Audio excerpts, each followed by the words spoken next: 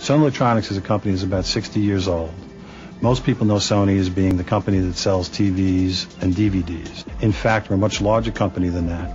We are in the broadcast industry, we are in music, we're in pictures, and we're in PlayStation. Almost everybody's child knows about that. It's a very progressive company, and it's made its name in innovation, and we want to continue to make our name in innovation. I'm Senior Vice President of Infrastructure for Sony Electronics in Park Ridge, New Jersey. In that role, I support the entire infrastructure from a data center and a network perspective, as well as any of the supporting systems related to SAP or anything that's been internally developed.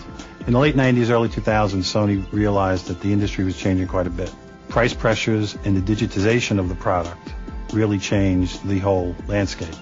We had developed a system in the early 1980s built on legacy mainframe applications that really just could not adjust to the demands of the new industry. We couldn't do things like package products. We couldn't do build to order. We realized we had to get better systems. We had to get better information. We had to improve our supply chain.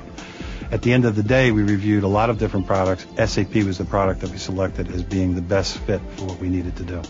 IBM is a real big strategic partner of ours, whether it's in the hardware, the software, the services side. IBM clearly was one of our primary choices in terms of when we went out to look.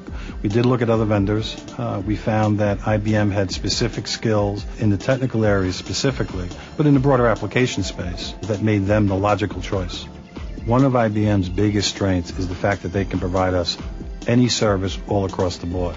Clearly, when we look at IBM, that's one of the key differentiators for us to select them, whether it's for a service, a software, or actually the hardware platforms. In any ERP implementation, especially SAP, there's a lot of business change that you have to make sure is built into the business, planned for in the business, and then actually executed. IBM has helped us a lot in that area to make sure that the business was ready and the IT department was ready when we go live. We use IBM for more than just SAP implementations. We find them to be one of the leading providers of consultative services on the business side, and we do use them extensively. I think if any company is considering the implementation of SAP, IBM has to be on the short list of candidates to help them in the implementation.